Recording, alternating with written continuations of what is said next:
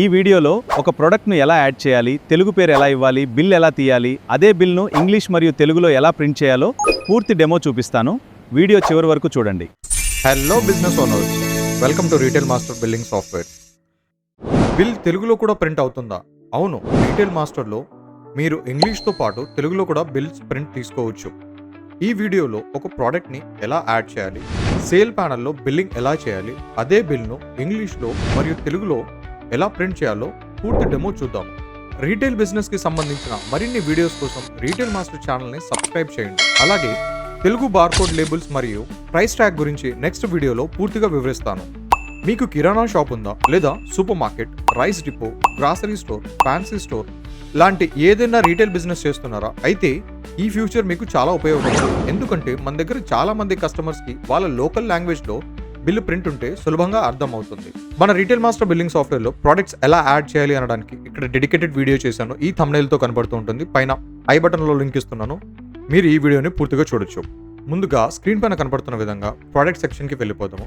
Add product section పైన click చేయగానే ఈ విధంగా మీకు పేజ్ ఓపెన్ అయిపోతుంది. ఇందులో మనం ఆల్రెడీ యాడ్ చేసుకున్న ప్రోడక్ట్స్ అన్ని ఈ విధంగా కనబడుతూ ఉంటాయి. షుగర్ అనేసి, టామరిన్ అనేసి, తూర్ దాల్ అనేసి, ఇలాగా వివిధ రకాల ప్రోడక్ట్స్ అన్ని ఇందులో ఆల్రెడీ యాడ్ చేసేస్తున్నాయి. ఇలా ప్రతి ప్రోడక్ట్కి ఇంగ్లీష్లో మాత్రమే నేమ్ ఉంది, ఎక్కడ మనము తెలుగులో నేమ్ ఇవ్వలేదు. అలానే ఈ ప్రోడక్ట్స్కి ప్రోడక్ట్ నేమ్ అనేసి, వాటి పర్చేస్ ప్రైస్, నేను ఇక్కడ ఎగ్జాంపుల్గా ₹1 తీసుకున్నాను, వాటి ఓపెనింగ్ స్టాక్, వాటి bar code, MRP, retail price అన్ని ఇక్కడ మెన్షన్ చేసేసాను. ఇందులో ఎక్కడ తెలుగులో అనేసి ప్రోడక్ట్ నేమ్ లేదు. తర్వాత బిల్ ప్రింట్ తీసేటప్పుడు మన రిక్వైర్మెంట్ ప్రకారంగా ఇంగ్లీష్ లేదా తెలుగులో వచ్చేసి బిల్ ప్రింట్ తీసుకోవచ్చు అనమాట. ఇప్పుడు కస్టమర్ మన షాప్ వచ్చేసి కొన్ని ఐటమ్స్ కొనుగోలు చేస్తున్నారనేసి అనుకుందాము. దానికోసం సేల్ ప్యానల్ ఓపెన్ చేస్తున్నాను.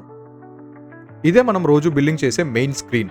ఇందులో మీరు బిల్లింగ్ ప్రోడక్ట్ నేమ్ ద్వారా అయినా చేయొచ్చు, లేకపోతే బార్కోడ్ ద్వారా అయినా కూడా మీరు బిల్లింగ్ చేసుకోవచ్చు అనమాట. ఇందులో బిల్లింగ్ చేయడానికి నేను బార్కోడ్ని తీసుకుంటున్నాను. ఇక్కడ నా దగ్గర కొన్ని బార్కోడ్స్ ఆల్రెడీ నేను ప్రింట్ తీసి పెట్టేసుకున్నాను అనమాట. వీటిని నేను స్కానర్ ద్వారా స్కాన్ చేస్తున్నాను. ఇక్కడ మీరు చూడొచ్చు, ఇక్కడ నేను కొన్ని ప్రోడక్ట్స్ని స్కాన్ చేసేసాను. ఇప్పుడు స్కాన్ చేసిన ప్రోడక్ట్స్ని ఈ విధంగా మీకు బార్కోడ్స్ యాడ్ అయిపోతాయి అనమాట. ఈ ప్రోడక్ట్స్ యొక్క ఏదైనా క్వాంటిటీ చేంజ్ చేయాలనుకుంటే మీరు ఇక్కడ మరలా స్కాన్ చేయొచ్చు, లేకపోతే ప్రోడక్ట్ మాన్యువల్లీ సెలెక్ట్ చేసుకొని ఇక్కడ 1 ఉంది కదా, 1 బదులుగా ఇక్కడ 3 అనేసి తీసేసుకొని ఎడిట్ అనేసి ఆప్షన్ ఇచ్చిపోయచ్చు అనమాట. ఈ విధంగా ప్రోడక్ట్ అనేది ఎడిట్ అయిపోతుంది. ఇప్పుడు మీరు ప్రోడక్ట్స్ ఎడిట్ చేసుకున్న తర్వాత వాటి రేట్ ప్రకారంగా వాటి ప్రైసెస్ వచ్చేసి ఆటోమేటిక్లీ ఇందులో ఎడిట్ అయిపోతాయి అనమాట. ప్రోడక్ట్ యొక్క ఫైనల్ బిల్ అమౌంట్ ఇక్కడ చూడొచ్చు. బిల్ సేవ్ చేయడానికి క్విక్ పే అనే బటన్ని ప్రెస్ చేయండి, లేకపోతే కీబోర్డ్ లోపల F4 షార్ట్ కట్ అయినా ప్రెస్ చేయొచ్చు. ప్రెస్ చేయగానే మీకు ఈ విధంగా వచ్చేసి బిల్ టెంప్లెట్ కనపడుతూ ఉంటుంది. ఇది రెగ్యులర్గా మీరు అన్ని షాప్స్లో చూసే నార్మల్గా వచ్చే ఇంగ్లీష్ బిల్ మాత్రం. ముందుగా ఇంగ్లీష్ బిల్ ప్రింట్ చూద్దాము. ప్రివ్యూ పైన క్లిక్ చేస్తున్నాను, చూడండి. ఇక్కడ ప్రోడక్ట్ నేమ్స్ అన్నీ వచ్చేసి మీకు ఇంగ్లీష్లోనే ఉన్నాయన్నమాట. ఉరద్ దాల్ అనేసి Bengal gram, green gram, Toor dal, tamarind, sugar, ఇవన్నీ ఇంగ్లీష్లోనే ఉన్నాయి. అలానే total bill templates, bill number కావచ్చు, కస్టమర్ డీటెయిల్స్ కావచ్చు, మీరు సేవ్ చేసిన డిస్కౌంట్ అమౌంట్ కావచ్చు, ఈచ్ అండ్ ఎవ్రీథింగ్ వచ్చేసి ఇందులో ఇంగ్లీష్లోనే ఉన్నాయన్నమాట. ఇది రెగ్యులర్గా మీరు చాలా షాప్స్లో చూసే ఇంగ్లీష్ ఫార్మాట్ బిల్. ఇప్పుడు ఇదే బిల్ని తెలుగులో ప్రింట్ తీసుకోవాలి అనుకుంటే బిల్ని క్లోజ్ చేస్తున్నాను.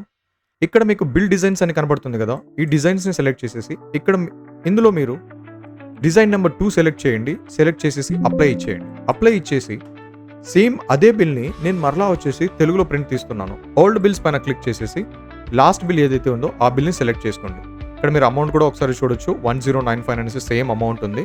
ఇప్పుడు మీరు ఇక్కడ క్విక్ పే అనే బటన్ కాకుండా డైరెక్ట్గా వచ్చేసి ప్రింట్ అనే ఆప్షన్ ఇవ్వండి. ఆప్షన్ ఇవ్వగానే ఈ విధంగా మీకు ప్రివ్యూ ఓపెన్ అయిపోతుంది.